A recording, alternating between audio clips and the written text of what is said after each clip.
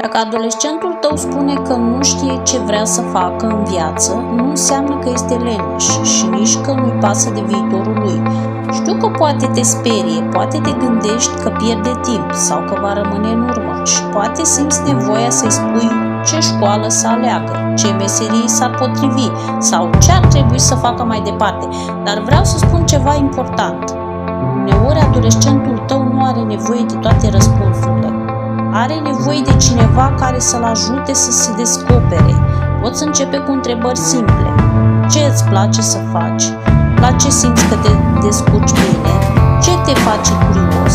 Viitorul lui nu se construiește prin presiune, ci prin descoperire pas cu pas. Rolul tău nu este să alegi drumul în locul lui, ci să mergi o perioadă alături de el până își găsește propriul drum. Iar dacă vrei să afli cum îl poți ghida fără să-l controlezi, găsești mai multe resurse în linkul din bio.